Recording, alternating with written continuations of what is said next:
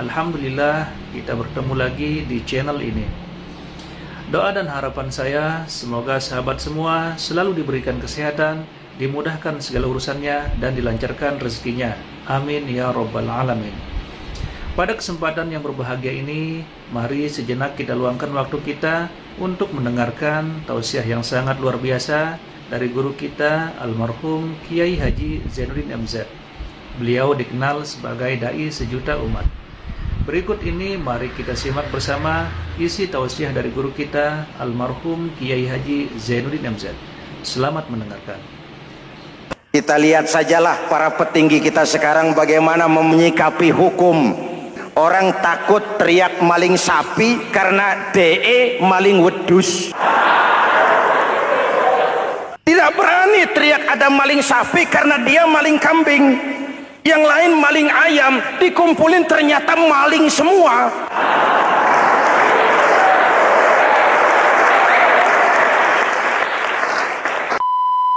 Assalamualaikum warahmatullahi Muhammadin wa ala alihi wa sahbihi ajma'in, amma ba'du. Hadirin hadirat ma'asyiral muslimin yang saya cintai, ada sebuah cerita pendek. Seorang pengendara sepeda motor ditangkap oleh Pak polisi, lalu diperiksa. Ini motor siapa? Pinjam Pak. Helm? Pinjam. SIM? Pinjam.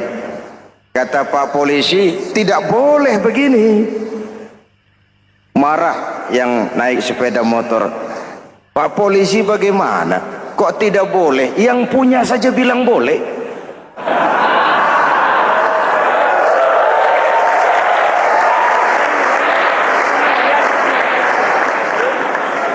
Cerita ini memberikan gambaran bagaimana masyarakat kita sekarang cenderung memboleh-bolehkan diri sendiri, melahirkan permissive society. Masyarakat serba boleh dengan ukuran sakarepe dewe. Itu sebabnya agama diturunkan. Dalam contoh yang indah, Rasul memberikan gambaran bahwa Islam ini bagaikan sebuah bangunan yang komponen pokoknya 5. Bunyal Islamu ala khamsin. Islam dibangun di atas 5 komponen pokok.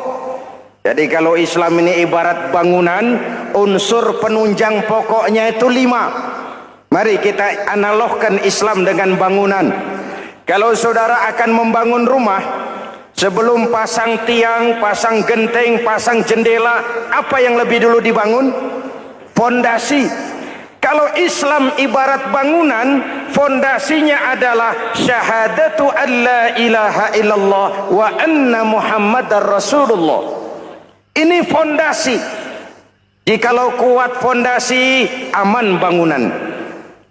Jikalau rapuh fondasi, lentur dan luntur bangunan. Maka kuat atau tidak kuatnya bangunan Islam kita bergantung kepada keyakinan dasar tadi, fondasi. Saya bersaksi tidak ada Tuhan selain Allah, artinya saya tidak akan menyembah kecuali hanya kepada Allah. Orang yang benar fondasinya beres sujudnya. Kalau saya yakin tidak ada Tuhan selain Allah, saya tidak akan minta rezeki kecuali hanya kepada Allah. Orang yang benar fondasinya, giat bekerjanya, jauh dari tipu menipu, jauh dari renten, jauh dari riba, jauh dari korupsi, jauh dari judi. Keyakinan memberikan warna terhadap bentuk kepribadian. Kalau saya yakin tidak ada Tuhan selain Allah, saya tidak akan pernah takut kecuali hanya kepada Allah. Saya tidak akan melarikan persoalan kecuali hanya kepada Allah. Saya tidak akan menggantungkan hidup kecuali hanya kepada Allah. Saya tidak akan minta tolong kecuali hanya kepada Allah. meresap ke dalam jiwa. Untuk keyakinan seperti ini, orang-orang tua kita dahulu berlinang air mata, bersimbah darah, bahkan berkorban nyawa, melaksanakan hijrah untuk mempertahankan keyakinan. Ini intan paling mahal dan ini mutiara paling berharga. Zaman boleh berubah, tapi pondasi tidak boleh goyah. Masa boleh berganti, tapi pondasi jangan sampai mati. Karena iman kita hidup, untuk iman kita berjuang, dan dalam iman kita ingin kembali menghadap Allah Subhanahu. Masih ingat cerita tentang Bilal? Masih? Mengulang kaji saja. Bilal itu budak sahaya. Ketika masuk Islam, dipanggil oleh majikannya. Bilal, iya bos. Saya dengar kamu masuk Islam ya? Iya bos. Kok berani-beraninya kamu masuk Islam? Memangnya kamu budak siapa Bilal? Iya budak bos. Bos. Kamu kerja sama siapa? Sama bos. Bos. Yang gaji kamu siapa? Ya bos. Nah, kamu kan ngerti Bilal, kamu budak saya, kamu kerja dengan saya, yang gaji kamu saya, yang beri makan saya. Kenapa? Kok beraninya masuk Islam padahal kamu belum saya kasih izin? Bos, bos boleh beli badan saya, tapi jangan mimpi bisa membeli jiwa saya. Tuhan boleh kuasai badan saya, tapi jangan mimpi bisa menguasai keyakinan saya. Saya memang benar Tuhan yang gaji, tapi kan saya digaji, saya kerja. Kerja itu kewajiban saya, gaji itu hak saya. Soal keyakinan, jangan ikut campur bos. Kurang ajar kamu Bilal. Biarin. Bilal, begini saja. Kalau kau mau meninggalkan keyakinanmu, meninggalkan Allah Tuhanmu, kau akan kami merdekakan. Tapi kalau kau tetap dalam keyakinanmu, kamu akan saya siksa sampai mati. Bagaimana? Jangan mimpi bos. Lebih baik mati berkalang tanah daripada hidup bercermin bangkai. Biar saya gugur membela keyakinan daripada hidup jadi penjilat menjual akidah. Itu prinsip.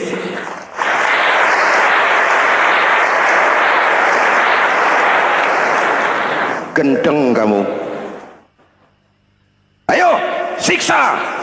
Tangannya diikat, dihimpit dengan batu berat, dijemur dengan terik matahari padang pasir, terkelupas kulitnya, mengalir darah dari sekujur badannya, pecah bibirnya. Ayo Bilal, tetap bertuhan Allah dan kau akan mati di sini, atau kembali ke agama lama, kau jadi merdeka. Dari bibir yang pecah itu cuma keluar Allahu Ahad. Bilal budak badannya, merdeka jiwanya, maka namanya ditulis dengan tinta emas dalam sejarah. Kita zaman sekarang merdeka badan kita, tapi sering budak mental dan jiwa kita, maka sejarah tidak pernah mau mencatat kita.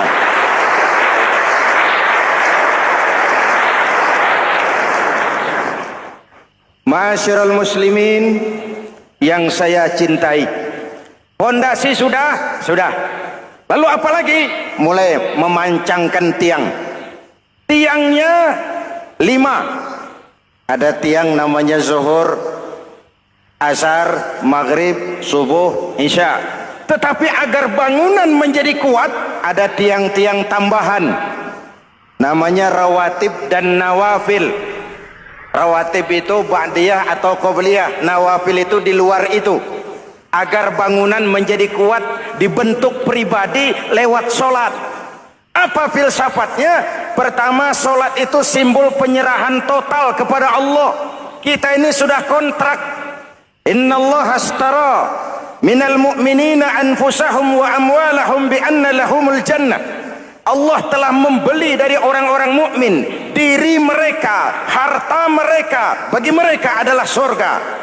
Penjual kita orang beriman, pembeli Allah, dagangannya amwal dan anfus, harganya adalah surga. Jelas?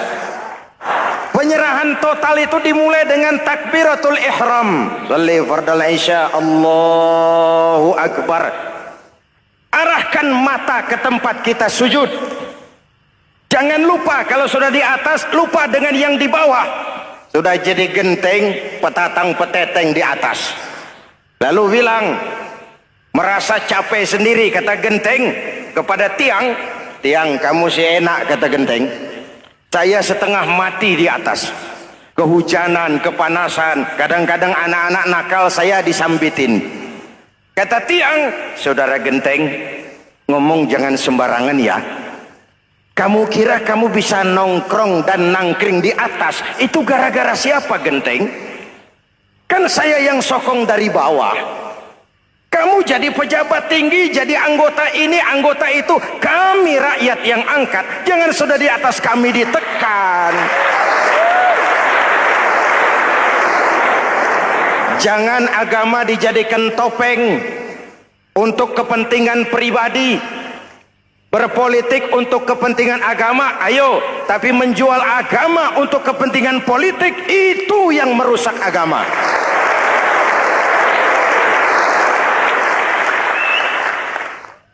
Ini kan kita lagi prihatin sedang meluncur kasus Bulog Gate 2. Innalillahi wa inna ilaihi raji'un. Kita lihat sajalah para petinggi kita sekarang bagaimana menyikapi hukum. Sebab saya dengar ada bargaining, orang takut teriak maling sapi karena DE maling wedus. Tidak berani teriak ada maling sapi karena dia maling kambing. Yang lain maling ayam, dikumpulin ternyata maling semua.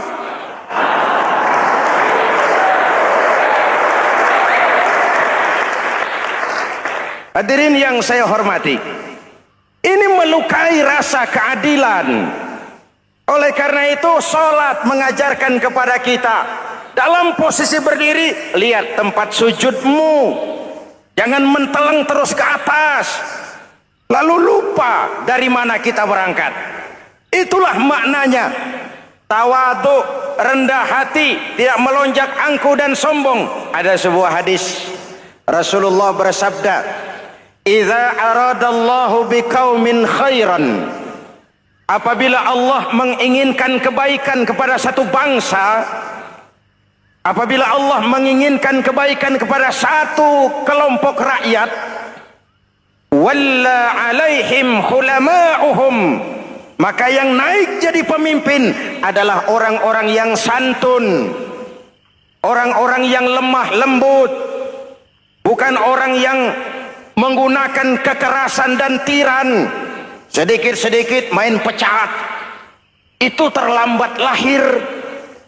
Mestinya lahir di zaman Hitler, mestinya lahir di zaman Benito Mussolini, atau kalau mau lebih klasik lagi di zaman Fir'aun. Kalau Allah menginginkan kebaikan kepada satu masyarakat, satu bangsa, satu negara, naiklah orang-orang yang santun, yang ngayomi, yang menjadi solusi dan jalan keluar untuk kepentingan rakyatnya, mampu memberikan keteladanan. Saya tertarik dengan pidato Presiden Cina pada saat dilantik. Cina, Presiden Cina pasti tidak tahu Pancasila, pasti tidak kenal Islam, tapi pidato pelantikannya, berikan saya 100 peti mati, yang 99 akan saya pakai buat koruptor, yang satu akan saya pakai sendiri kalau kamu lihat saya tidak benar. Luar biasa. Yang diperlukan sekarang ini keteladanan, khulama'uhum, sikap ngayomi, mencari jalan keluar, bukan memamerkan kekuasaan, memamerkan kekuatan, arogansi, menghormati perbedaan. Itu ciri demokrasi. Lalu wa qada bainahum ulama'uhum. Yang memutuskan hukum adalah pakarnya, ulamanya, mengambil keputusan secara profesional sehingga rakyat beroleh apa yang namanya kepastian hukum, merasa hidup terlindungi, aman dan nyaman. Lalu yang ketiga, wa ja'alal mala fi askhiyaihim. Peredaran harta, pergerakan ekonomi berada di tangan orang-orang yang pemurah, yang tidak mau kaya sendiri, tidak mau senyum di atas penderitaan orang lain, menari di atas bangkai saudaranya.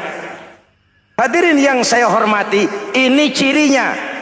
Tapi sebaliknya kata Nabi, wa idza aradallahu biqaumin syarran, apabila Allah menghendaki kejelekan, keburukan bagi satu bangsa, walla alaihim sufahauhum, yang naik jadi pemimpin orang-orang durjana, orang-orang kurang ajar, tapi dipoles dengan topeng yang bagus.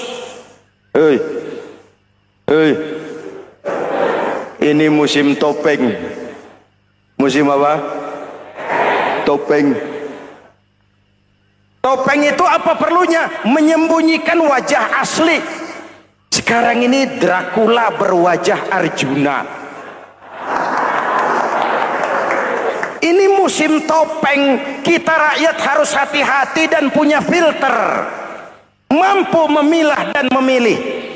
Walla alaihim sufahauhum wa qada bainahum juhaluhum. Yang memutuskan hukum, yang mengambil keputusan, orang-orang bodoh. Wa ja'alal mala fi bukhalaihim.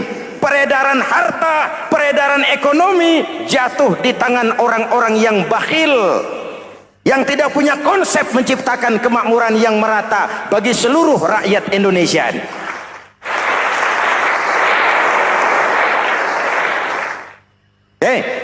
Kita kembali kepada tiang. Ini kan lagi cerita tiang tadi ya. Kalau sedang berdiri, lihat tempat sujud, jangan menteleng terus ke atas. Terserang penyakit tamak bin rakus alias serakah.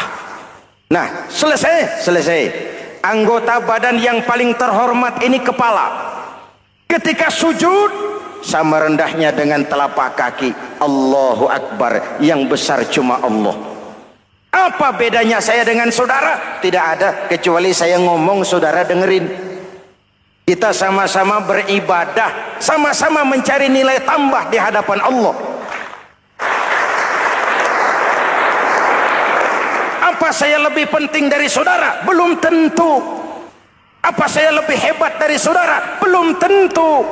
Perasaan lebih penting, lebih hebat, lebih jago setan. Jelas? Ayo tundukkan kepala, dia sama rendahnya dengan telapak kaki kita. Yang besar cuma Allah. Allahu Akbar. Lalu diakhiri dengan menebarkan salam. Assalamualaikum warahmatullah. Assalamualaikum warahmatullah. Menebarkan salam, mewujudkan rasa aman, damai, bukan menimbulkan keresahan. Hadirin yang saya hormati, ini karakteristik kita. Selesai sholat, kembali ke masyarakat, ajaran salam diterjemahkan. Apa? Rasulullah sallallahu alaihi wasallam bersabda, "Ufsus salam, wasilul arham, wa at'imut ta'am, wa sallu bil laili wan nasu niyam, tadkhulul jannata bisalam." Pertama, ufsus salam, tebarkan salam. Tebarkan salam itu bukan cuma kalau ketemu orang assalamualaikum, assalamualaikum. Iya, itu zahirnya. Tetapi hidup di tengah masyarakat memberikan rasa aman, rasa damai, menjadi pengayom bagi lingkungan, menjadi rahmah bagi semesta. Dalam Islam jangankan manusia, binatang saja dilindungi kok. Betul? Betul?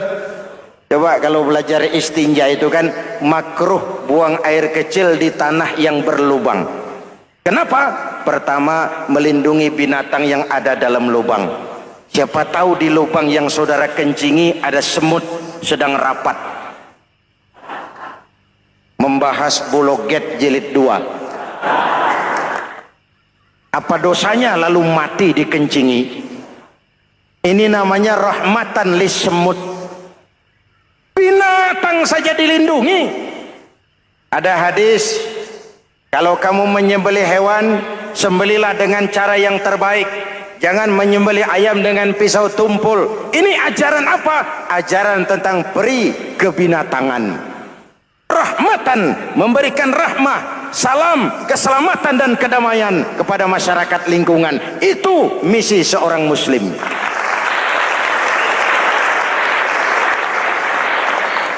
Hadirin hadirat ma'asyiral muslimin yang saya cintai, saya kembali kepada pesan Nabi tadi itu. Pertama, ufsus salam, sebarkan salam. Sekarang ini kan yang banyak sebarkan isu, sebarkan fitnah, hancurkan nama baik orang, hantam orang di mana-mana. Padahal yang diajarkan ufsus salam, sebarkan perdamaian, bukan permusuhan. Cari kebenaran, bukan kemenangan. Lalu yang kedua, wasilul arham, sambungkan silaturahmi, tegakkan semangat kekeluargaan dan persaudaraan. Karena kita sudah diikat dengan tali akidah. Mari kita saling bertanya setelah lewat hari-hari yang dimana kita seperti saling berhadapan, seperti tercabut dari akar budaya kita sebagai bangsa.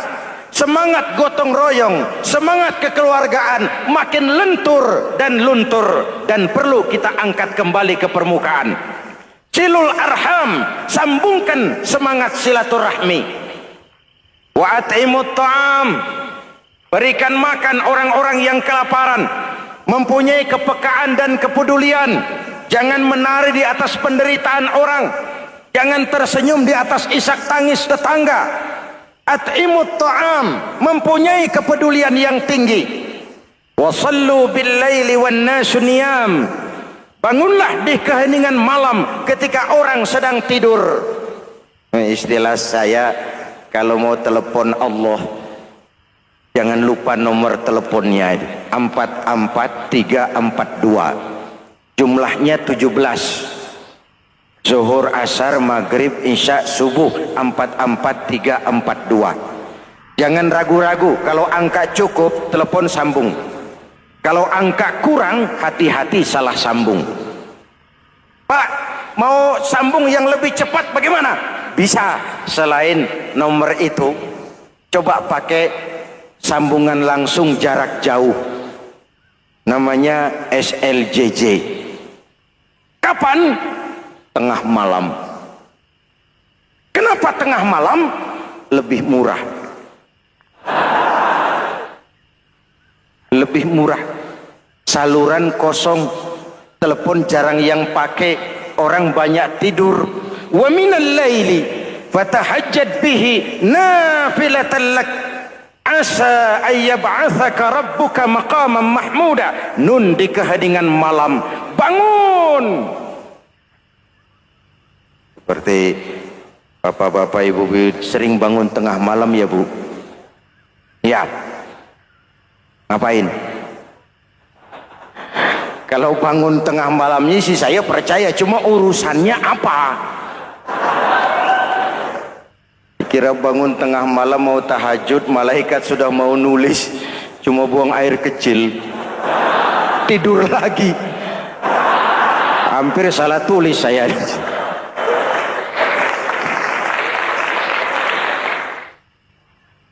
Baik, fondasi sudah Pak, tiang siap. Lalu apa lagi? Rumah itu supaya ada batas, perlu pagar, dinding, tembok. Yang jadi batas, dinding, tembok, puasa. Asyamu junnatun, puasa adalah dinding, benteng yang menyelamatkan manusia jangan sampai menyentuh wilayah lain. Ada batas-batas dan norma yang diindahkan. Selesai tembok, dinding, selesai. Pagar, selesai. Lah rumah itu supaya bersih kan harus ada kamar mandi, jendela, pintu yang fungsinya membersihkan zakat. Kalau dia zakatul mal, dia bersihkan harta kita. Kalau dia zakatul fitrah, dia bersihkan jiwa kita. Kalau dia zakatul tijarah, dia bersihkan bisnis kita.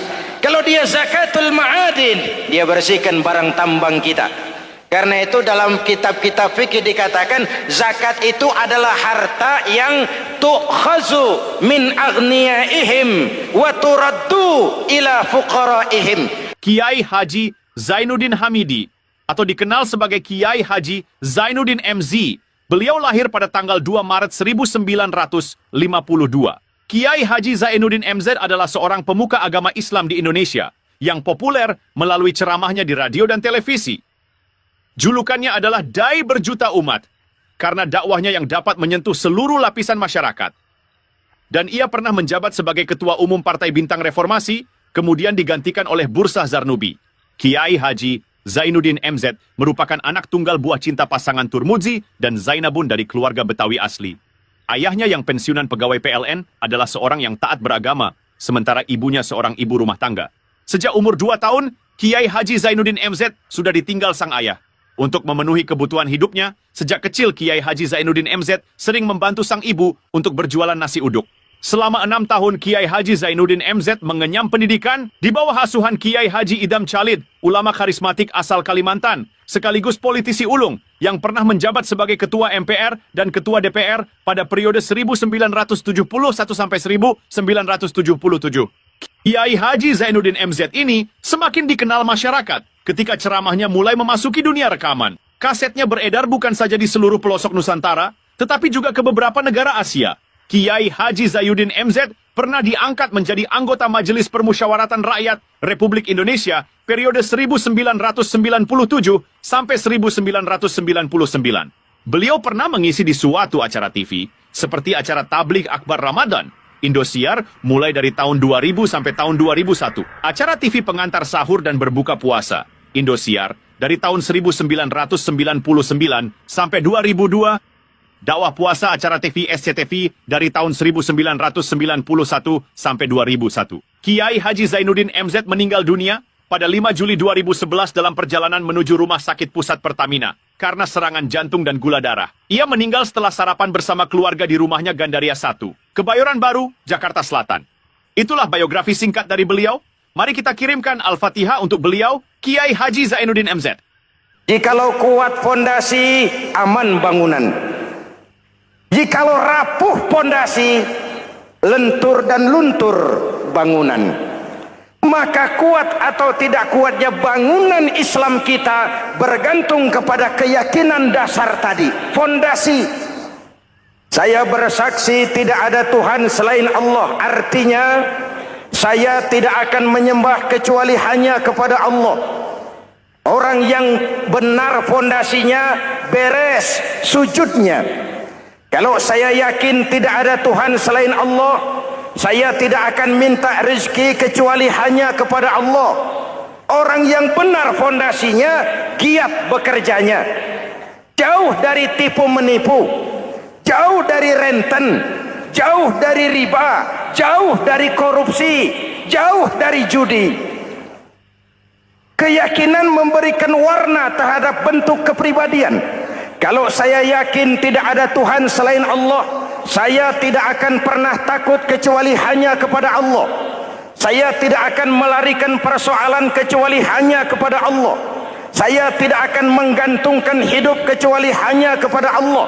Saya tidak akan minta tolong kecuali hanya kepada Allah. Meresap ke dalam jiwa. Untuk keyakinan seperti ini, orang-orang tua kita dahulu berlinang air mata, bersimbah darah, bahkan berkorban nyawa, melaksanakan hijrah untuk mempertahankan keyakinan. Ini intan paling mahal dan ini mutiara paling berharga. Zaman boleh berubah, tapi fondasi tidak boleh goyah. Masa boleh berganti, tapi fondasi jangan sampai mati. Karena iman kita hidup, untuk iman kita berjuang, dan dalam iman kita ingin kembali menghadap Allah Subhanahu Masih ingat cerita tentang Bilal? Masih? Mengulang kaji saja. Bilal itu budak sahaya. Ketika masuk Islam, dipanggil oleh majikannya. Bilal, iya bos. Saya dengar kamu masuk Islam ya? Iya bos. Kok berani-beraninya kamu masuk Islam? Memangnya kamu budak siapa Bilal? Ya budak bos. Bos. Kamu kerja sama siapa? Sama bos. Bos. Yang gaji kamu siapa? Ya bos. Nah, kamu kan ngerti Bilal. Kamu budak saya, kamu kerja dengan saya, yang gaji kamu saya, yang beri makan saya. Kenapa? Kok beraninya masuk Islam padahal kamu belum saya kasih izin? Bos, bos boleh beli badan saya, tapi jangan mimpi bisa membeli jiwa saya. Tuhan boleh kuasai badan saya, tapi jangan mimpi bisa menguasai keyakinan saya. Saya memang benar Tuhan yang gaji, tapi kan saya digaji, saya kerja.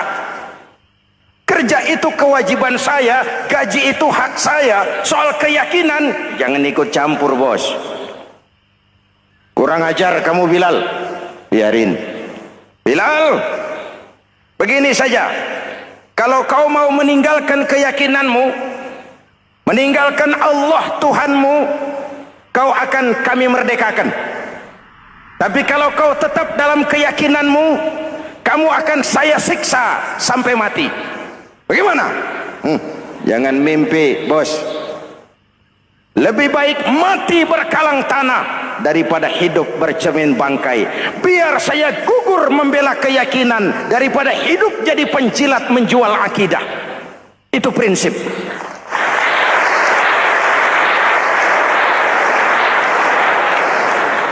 Gendeng kamu. Ayo, siksa. Tangannya diikat, dihimpit dengan batu berat, dijemur dengan terik matahari padang pasir, terkelupas kulitnya, mengalir darah dari sekujur badannya, pecah bibirnya. Ayo Bilal, tetap bertuhan Allah dan kau akan mati di sini, atau kembali ke agama lama, kau jadi merdeka. Dari bibir yang pecah itu cuma keluar Allahu Ahad. Bilal budak badannya, merdeka jiwanya, maka namanya ditulis dengan tinta emas dalam sejarah. Kita zaman sekarang merdeka badan kita, tapi sering budak mental dan jiwa kita, maka sejarah tidak pernah mau mencatat kita.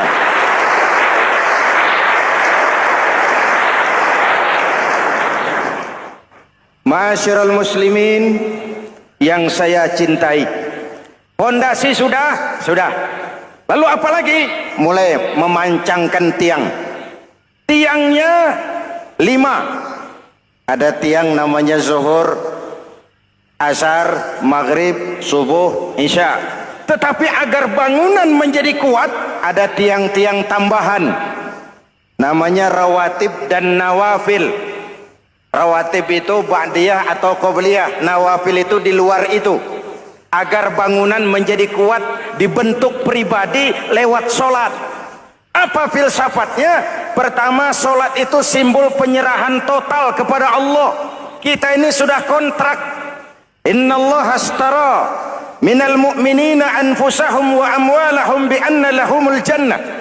Allah telah membeli dari orang-orang mukmin diri mereka, harta mereka, bagi mereka adalah surga. Penjual kita orang beriman, pembeli Allah, dagangannya amwal dan anfus, harganya adalah surga. Jelas? Penyerahan total itu dimulai dengan takbiratul ihram. Shalli fardal isya, Allahu akbar. Arahkan mata ke tempat kita sujud.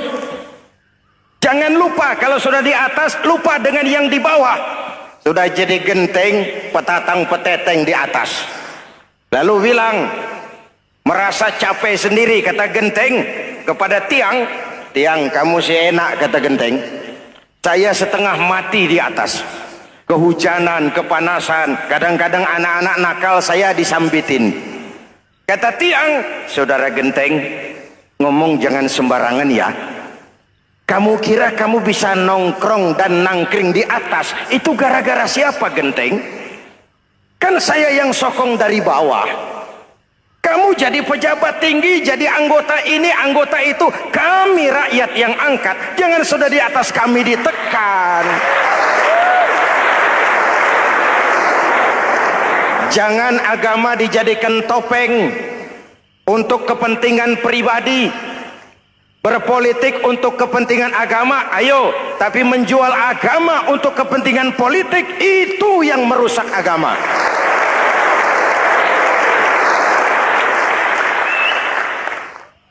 Ini kan kita lagi prihatin sedang meluncur kasus Bulog Gate 2. Innalillahi wa inna ilaihi raji'un. Kita lihat sajalah para petinggi kita sekarang bagaimana menyikapi hukum. Sebab saya dengar ada bargaining. Orang takut teriak maling sapi karena DE maling wedus. Tidak berani teriak ada maling sapi karena dia maling kambing. Yang lain maling ayam, dikumpulin ternyata maling semua.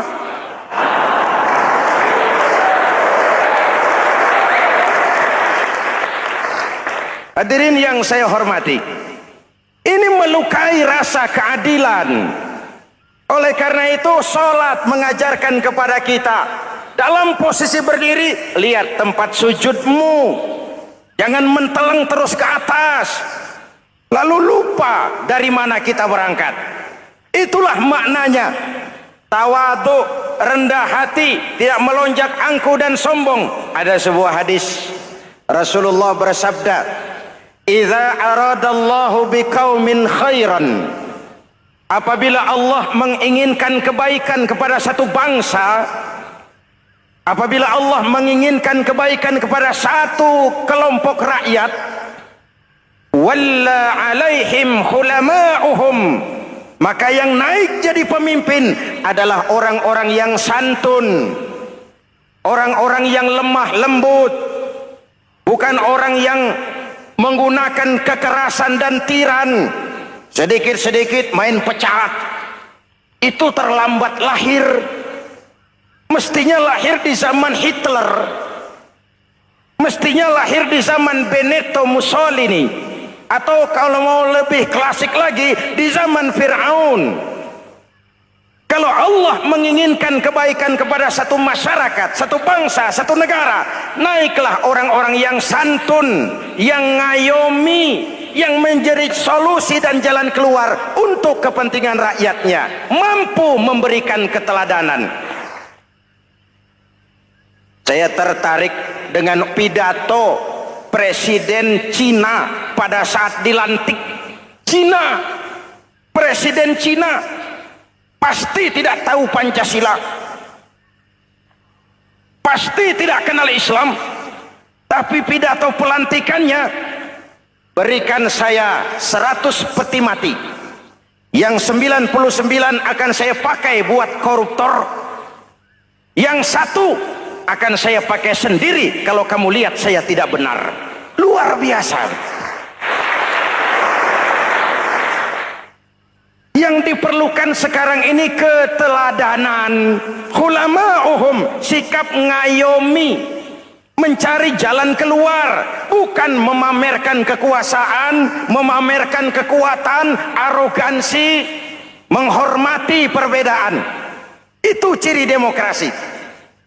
Lalu waqadha bainahum ulama'uhum, yang memutuskan hukum adalah pakarnya, ulamanya, mengambil keputusan secara profesional sehingga rakyat beroleh apa yang namanya kepastian hukum, merasa hidup terlindungi, aman dan nyaman. Lalu yang ketiga, wa ja'alal mala fi askhiyaihim, peredaran harta, pergerakan ekonomi berada di tangan orang-orang yang pemurah, yang tidak mau kaya sendiri, tidak mau senyum di atas penderitaan orang lain, menari di atas bangkai saudaranya. Hadirin yang saya hormati, ini cirinya. Tapi sebaliknya kata Nabi, wa idza aradallahu biqaumin syarran, apabila Allah menghendaki kejelekan, keburukan bagi satu bangsa, walla alaihim sufahauhum, yang naik jadi pemimpin orang-orang durjana, orang-orang kurang ajar, tapi dipoles dengan topeng yang bagus. Hei, hei, ini musim topeng. Musim apa? Topeng. Topeng itu apa perlunya? Menyembunyikan wajah asli. Sekarang ini Dracula berwajah Arjuna. Ini musim topeng. Kita rakyat harus hati-hati dan punya filter, mampu memilah dan memilih. Walla alaihim sufahauhum wa qada bainahum juhaluhum, yang memutuskan hukum, yang mengambil keputusan orang-orang bodoh. Wa ja'alal mala fi bukhalaihim, peredaran harta, peredaran ekonomi jatuh di tangan orang-orang yang bakhil, yang tidak punya konsep menciptakan kemakmuran yang merata bagi seluruh rakyat Indonesia.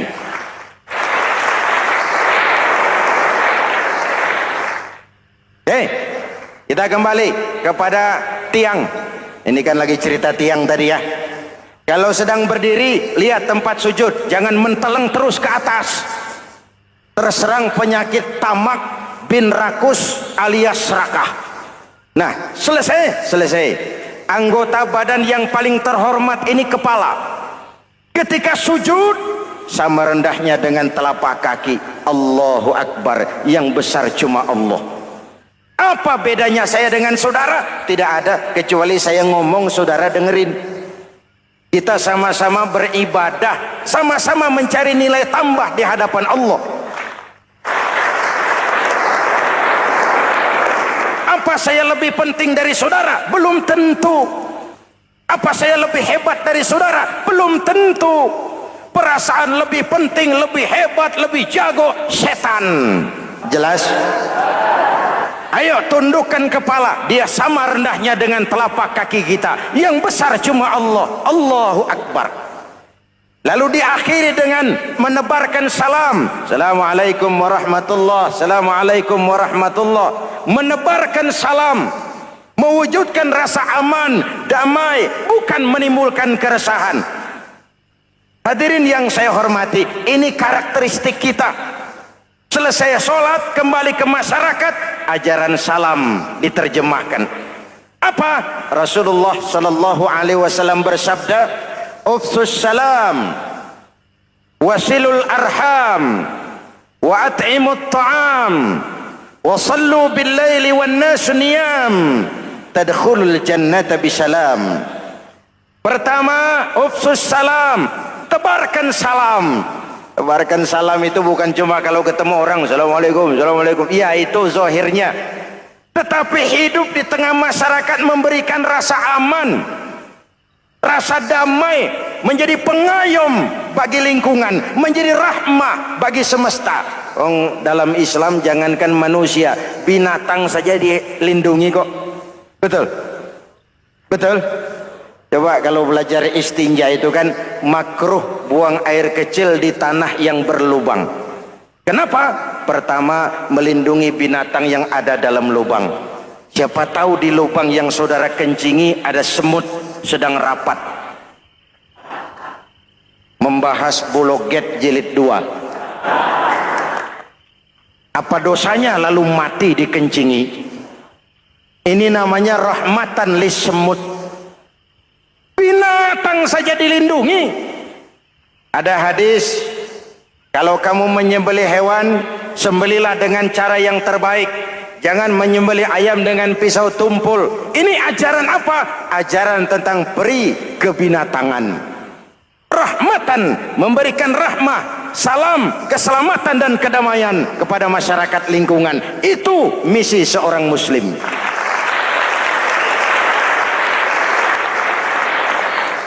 Hadirin hadirat ma'asyiral muslimin yang saya cintai, saya kembali kepada pesan Nabi tadi itu. Pertama, ufsus salam, sebarkan salam. Sekarang ini kan yang banyak sebarkan isu, sebarkan fitnah, hancurkan nama baik orang, hantam orang di mana-mana. Padahal yang diajarkan ufsus salam, sebarkan perdamaian, bukan permusuhan. Cari kebenaran, bukan kemenangan. Lalu yang kedua, wasilul arham, sambungkan silaturahmi, tegakkan semangat kekeluargaan dan persaudaraan.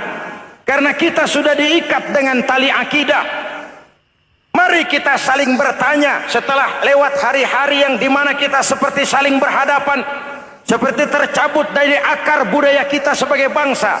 Semangat gotong royong, semangat kekeluargaan makin lentur dan luntur, dan perlu kita angkat kembali ke permukaan. Silul arham, sambungkan semangat silaturahmi. Wa at'imut ta'am, berikan makan orang-orang yang kelaparan, mempunyai kepekaan dan kepedulian. Jangan menari di atas penderitaan orang, jangan tersenyum di atas isak tangis tetangga. At'imut ta'am, mempunyai kepedulian yang tinggi. Wa sallu bil laili wan nasu niyam, bangunlah di keheningan malam ketika orang sedang tidur.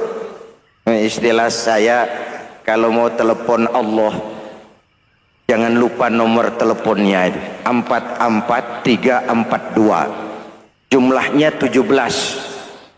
Zuhur, asar, maghrib, isya, subuh 44342. Jangan ragu-ragu, kalau angka cukup telepon sambung, kalau angka kurang hati-hati salah sambung.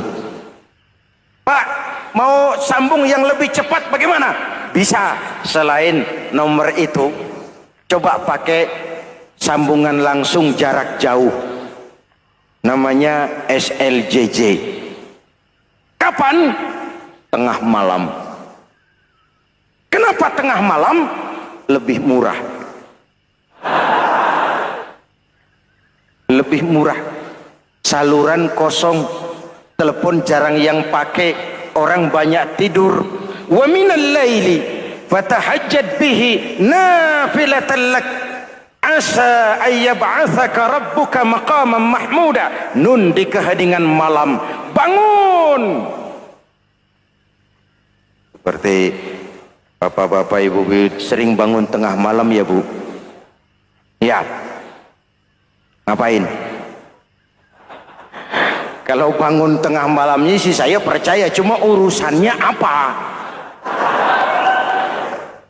Kira bangun tengah malam mau tahajud, malaikat sudah mau nulis, cuma buang air kecil, tidur lagi. Hampir salah tulis saya.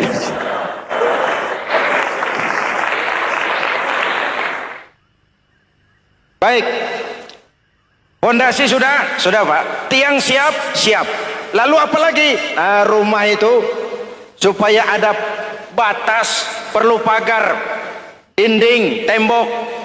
Yang jadi batas, dinding, tembok, puasa. Asyamu junnatun, puasa adalah dinding, benteng yang menyelamatkan manusia jangan sampai menyentuh wilayah lain. Ada batas-batas dan norma yang diindahkan. Selesai, tembok, dinding, selesai. Pagar, selesai. Lah rumah itu supaya bersih, kan harus ada kamar mandi, jendela, pintu, yang fungsinya membersihkan zakat. Kalau dia zakatul mal, dia bersihkan harta kita. Kalau dia zakatul fitrah, dia bersihkan jiwa kita. Kalau dia zakatul tijarah, dia bersihkan bisnis kita. Kalau dia zakatul ma'adin, dia bersihkan barang tambang kita. Karena itu dalam kitab-kitab fikih dikatakan zakat itu adalah harta yang tu'khazu min aghniyaihim wa turaddu ila fuqaraihim. Jikalau kuat fondasi, aman bangunan. Jikalau rapuh pondasi, lentur dan luntur bangunan. Maka kuat atau tidak kuatnya bangunan Islam kita bergantung kepada keyakinan dasar tadi, fondasi. Subhanallah, sangat luar biasa apa yang disampaikan oleh guru kita almarhum Kiai Haji Zainuddin MZ. Sahabat beriman yang dirahmati Allah, jangan beranjak dulu, tetaplah di channel ini karena kajian ini belum selesai dan masih banyak lagi hal-hal menarik yang akan disampaikan oleh guru kita almarhum Kiai Haji Zainuddin MZ. Maka dari itu, tetaplah di sini dan mari kita lanjutkan kembali. Selamat mendengarkan. Saya bersaksi tidak ada Tuhan selain Allah. Artinya, saya tidak akan menyembah kecuali hanya kepada Allah. Orang yang benar fondasinya beres sujudnya. Kalau saya yakin tidak ada Tuhan selain Allah, saya tidak akan minta rezeki kecuali hanya kepada Allah. Orang yang benar fondasinya, giat bekerjanya, jauh dari tipu menipu, jauh dari renten, jauh dari riba, jauh dari korupsi, jauh dari judi. Keyakinan memberikan warna terhadap bentuk kepribadian. Kalau saya yakin tidak ada Tuhan selain Allah, saya tidak akan pernah takut kecuali hanya kepada Allah. Saya tidak akan melarikan persoalan kecuali hanya kepada Allah. Saya tidak akan menggantungkan hidup kecuali hanya kepada Allah. Saya tidak akan minta tolong kecuali hanya kepada Allah. Meresap ke dalam jiwa. Untuk keyakinan seperti ini, orang-orang tua kita dahulu berlinang air mata, bersimbah darah, bahkan berkorban nyawa, melaksanakan hijrah untuk mempertahankan keyakinan. Ini intan paling mahal dan ini mutiara paling berharga. Zaman boleh berubah, tapi pondasi tidak boleh goyah. Masa boleh berganti, tapi pondasi jangan sampai mati. Karena iman kita hidup, untuk iman kita berjuang, dan dalam iman kita ingin kembali menghadap Allah Subhanahu. Masih ingat cerita tentang Bilal? Masih? Mengulang kaji saja. Bilal itu budak sahaya. Ketika masuk Islam, dipanggil oleh majikannya. Bilal, iya bos. Saya dengar kamu masuk Islam ya? Iya bos. Kok berani-beraninya kamu masuk Islam? Memangnya kamu budak siapa Bilal? Iya budak bos. Bos. Kamu kerja sama siapa? Sama bos. Bos. Yang gaji kamu siapa? Ya bos. Nah, kamu kan ngerti Bilal, kamu budak saya, kamu kerja dengan saya, yang gaji kamu saya, yang beri makan saya. Kenapa? Kok beraninya masuk Islam padahal kamu belum saya kasih izin? Bos, bos boleh beli badan saya, tapi jangan mimpi bisa membeli jiwa saya. Tuhan boleh kuasai badan saya, tapi jangan mimpi bisa menguasai keyakinan saya. Saya memang benar Tuhan yang gaji, tapi kan saya digaji, saya kerja. Kerja itu kewajiban saya, gaji itu hak saya. Soal keyakinan, jangan ikut campur bos. Kurang ajar kamu Bilal. Biarin. Bilal, begini saja. Kalau kau mau meninggalkan keyakinanmu, meninggalkan Allah Tuhanmu, kau akan kami merdekakan. Tapi kalau kau tetap dalam keyakinanmu, kamu akan saya siksa sampai mati. Bagaimana? Jangan mimpi bos. Lebih baik mati berkalang tanah daripada hidup bercermin bangkai. Biar saya gugur membela keyakinan daripada hidup jadi penjilat menjual akidah. Itu prinsip.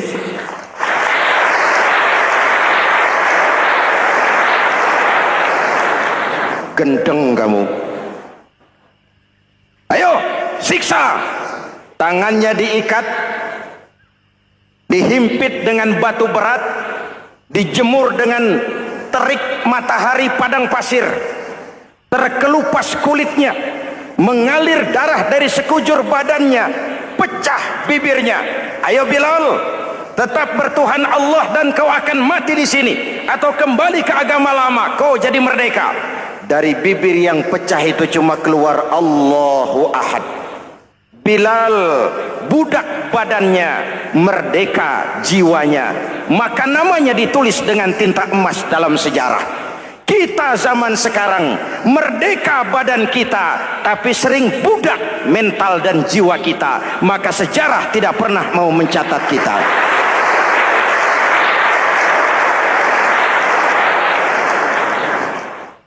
Ma'asyiral muslimin yang saya cintai, fondasi sudah. Lalu apa lagi? Mulai memancangkan tiang. Tiangnya 5. Ada tiang namanya zuhur, asar, maghrib, subuh, isya.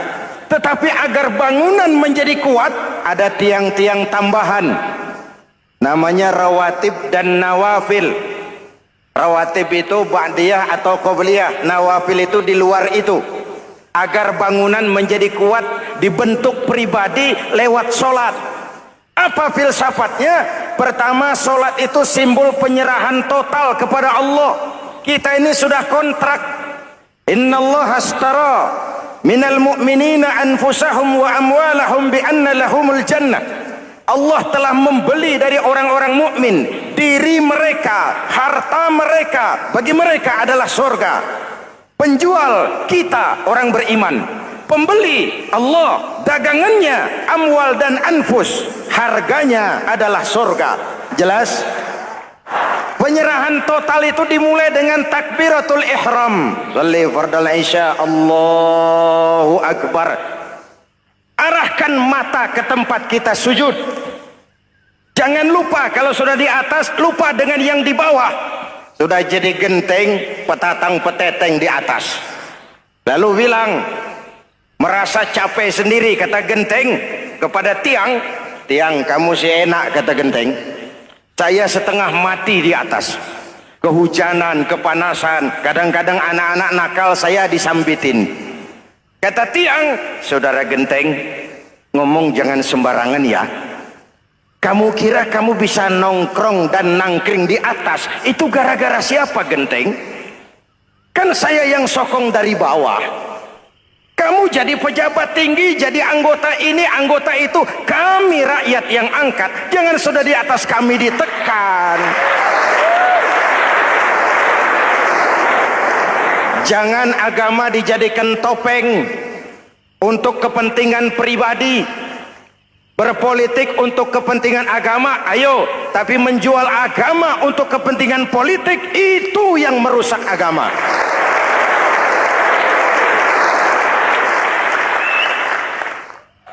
Ini kan kita lagi prihatin, sedang meluncur kasus Bulog Gate 2. Innalillahi wa inna ilaihi raji'un.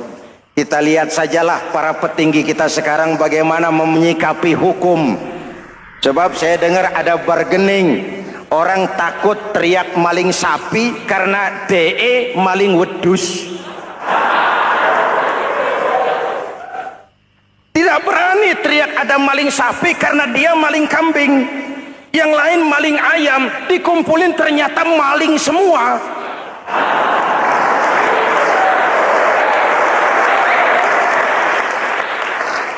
Hadirin yang saya hormati, ini melukai rasa keadilan.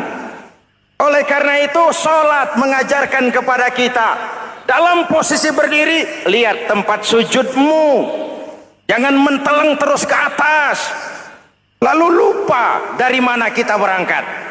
Itulah maknanya tawadhu, rendah hati, tidak melonjak angku dan sombong. Ada sebuah hadis, Rasulullah bersabda, "Idza aradallahu biqaumin khairan." Apabila Allah menginginkan kebaikan kepada satu bangsa, apabila Allah menginginkan kebaikan kepada satu kelompok rakyat, walla alaihim hulama'uhum, maka yang naik jadi pemimpin adalah orang-orang yang santun. orang-orang yang lemah lembut, bukan orang yang menggunakan kekerasan dan tiran, sedikit-sedikit main pecat. Itu terlambat lahir. Mestinya lahir di zaman Hitler, mestinya lahir di zaman Benito Mussolini, atau kalau mau lebih klasik lagi di zaman Fir'aun. Kalau Allah menginginkan kebaikan kepada satu masyarakat, satu bangsa, satu negara, naiklah orang-orang yang santun, yang ngayomi, yang menjadi solusi dan jalan keluar untuk kepentingan rakyatnya, mampu memberikan keteladanan. Saya tertarik dengan pidato Presiden Cina pada saat dilantik. Cina, Presiden Cina pasti tidak tahu Pancasila, pasti tidak kenal Islam, tapi pidato pelantikannya, berikan saya 100 peti mati, yang 99 akan saya pakai buat koruptor, yang satu akan saya pakai sendiri kalau kamu lihat saya tidak benar. Luar biasa. Yang diperlukan sekarang ini keteladanan, hulama'uhum, sikap ngayomi, mencari jalan keluar, bukan memamerkan kekuasaan, memamerkan kekuatan, arogansi, menghormati perbedaan. Itu ciri demokrasi. Lalu wa qada bainahum ulama'uhum, yang memutuskan hukum adalah pakarnya, ulamanya, mengambil keputusan secara profesional sehingga rakyat beroleh apa yang namanya kepastian hukum, merasa hidup terlindungi, aman dan nyaman. Lalu yang ketiga, wa ja'alal mala fi askhiyaihim, peredaran harta, pergerakan ekonomi berada di tangan orang-orang yang pemurah, yang tidak mau kaya sendiri, tidak mau senyum di atas penderitaan orang lain, menari di atas bangkai saudaranya. Hadirin yang saya hormati, ini cirinya. Tapi sebaliknya kata Nabi, wa idza aradallahu biqaumin syarran, apabila Allah menghendaki kejelekan, keburukan bagi satu bangsa, walla alaihim sufahauhum, yang naik jadi pemimpin orang-orang durjana, orang-orang kurang ajar, tapi dipoles dengan topeng yang bagus. Ini musim topeng. Musim apa? Topeng. Topeng itu apa perlunya? Menyembunyikan wajah asli. Sekarang ini Dracula berwajah Arjuna.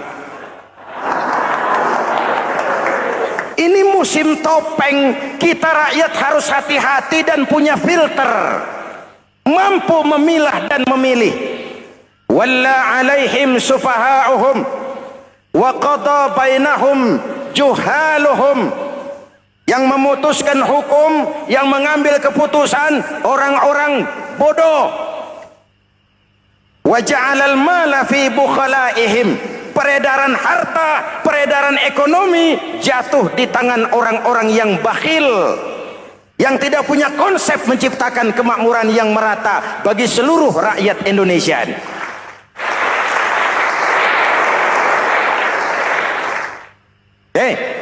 Kita kembali kepada tiang.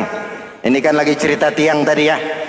Kalau sedang berdiri, lihat tempat sujud, jangan menteleng terus ke atas. Terserang penyakit tamak bin rakus alias serakah. Nah, selesai. Anggota badan yang paling terhormat ini kepala. Ketika sujud, sama rendahnya dengan telapak kaki. Allahu Akbar, yang besar cuma Allah. Apa bedanya saya dengan saudara? Tidak ada, kecuali saya ngomong saudara dengerin. Kita sama-sama beribadah, sama-sama mencari nilai tambah di hadapan Allah. Apa saya lebih penting dari saudara? Belum tentu. Apa saya lebih hebat dari saudara? Belum tentu. Perasaan lebih penting, lebih hebat, lebih jago, setan. Jelas? Ayo tundukkan kepala. Dia sama rendahnya dengan telapak kaki kita. Yang besar cuma Allah. Allahu Akbar. Lalu diakhiri dengan menebarkan salam. Assalamualaikum warahmatullah. Assalamualaikum warahmatullah. Menebarkan salam, mewujudkan rasa aman, damai, bukan menimbulkan keresahan. Hadirin yang saya hormati, ini karakteristik kita. Selesai sholat, kembali ke masyarakat, ajaran salam diterjemahkan. Apa? Rasulullah sallallahu alaihi wasallam bersabda, "Ufsus salam, wasilul arham, wa at'imut ta'am, wa sallu bil laili wan nas niyam, tadkhulul jannata bisalam." Pertama, ufsus salam, tebarkan salam. Tebarkan salam itu bukan cuma kalau ketemu orang, assalamualaikum, assalamualaikum. Iya, itu zahirnya.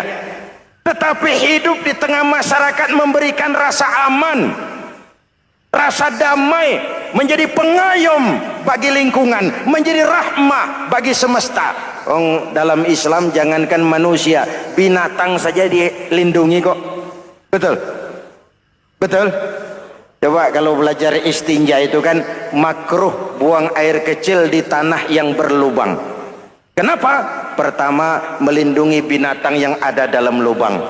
Siapa tahu di lubang yang saudara kencingi ada semut sedang rapat. Membahas Bologet jilid 2. Apa dosanya lalu mati dikencingi? Ini namanya rahmatan lis semut. Binatang saja dilindungi. Ada hadis, kalau kamu menyembelih hewan, sembelilah dengan cara yang terbaik. Jangan menyembelih ayam dengan pisau tumpul. Ini ajaran apa? Ajaran tentang peri kebinatangan.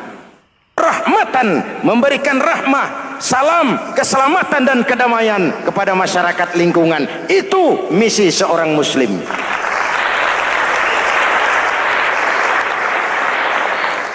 Hadirin hadirat ma'asyiral muslimin yang saya cintai, saya kembali kepada pesan Nabi tadi itu.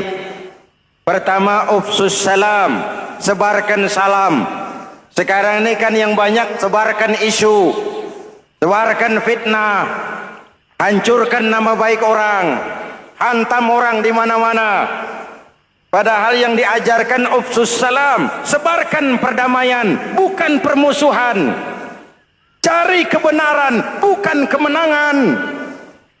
Lalu yang kedua, wasilul arham, sambungkan silaturahmi, tegakkan semangat kekeluargaan dan persaudaraan.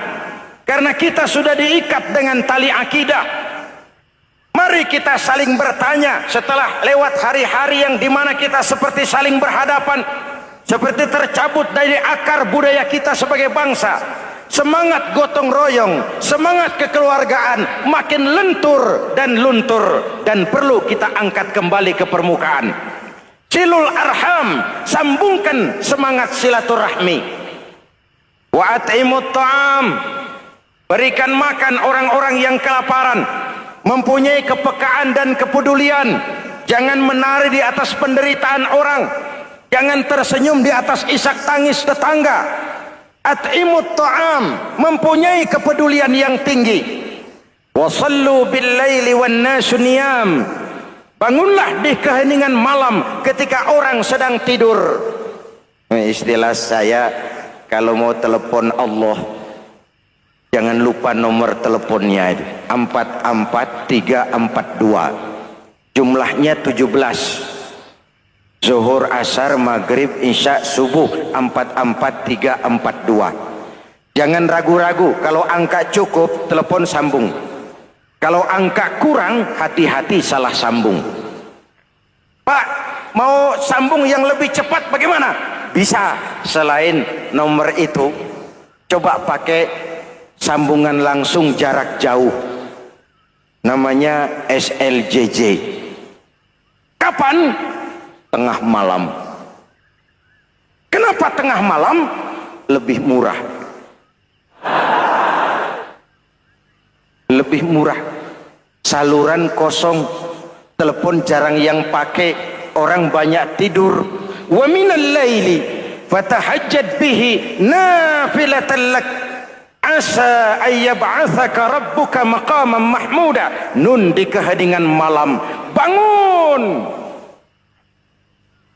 Seperti bapak-bapak ibu sering bangun tengah malam ya Bu? Ya. Ngapain? Kalau bangun tengah malamnya sih saya percaya, cuma urusannya apa? Kira bangun tengah malam mau tahajud, malaikat sudah mau nulis, cuma buang air kecil, tidur lagi. Hampir salah tulis saya.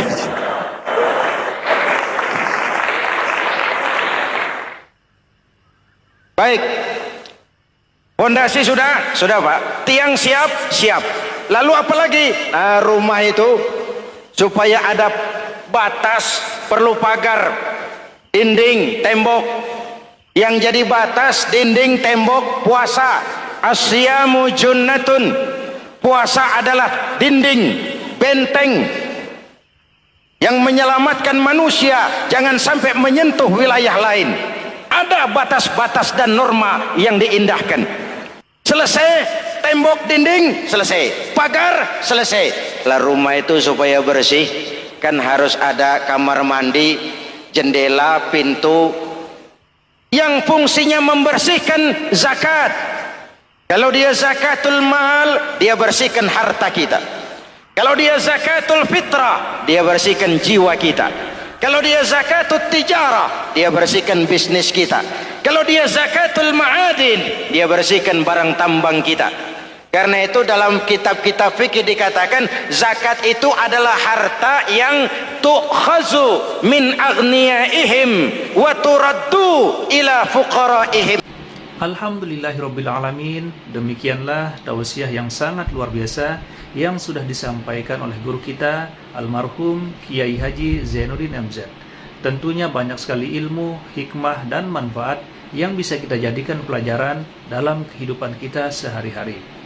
Sahabat beriman yang dimuliakan Allah, mari kita doakan guru kita, semoga beliau diampuni segala dosa-dosanya dan dilapangkan kuburnya. Amin ya rabbal alamin. Dan buat sahabat semua yang sudah setia menonton tausiah ini sampai selesai, saya ucapkan terima kasih banyak. Semoga Allah Subhanahu wa Ta'ala senantiasa selalu melimpahkan rahmat dan karunia-Nya kepada sahabat semua, selalu diberikan kesehatan, dimudahkan segala urusannya, dan dilancarkan rezekinya. Amin amin ya rabbal alamin. Sahabat beriman yang dimuliakan Allah, demikian yang dapat saya bagikan. Kurang lebihnya mohon maaf. Wabillahi taufik wal hidayah waridha wal inayah. Wassalamualaikum warahmatullahi wabarakatuh. Assalamualaikum warahmatullahi wabarakatuh.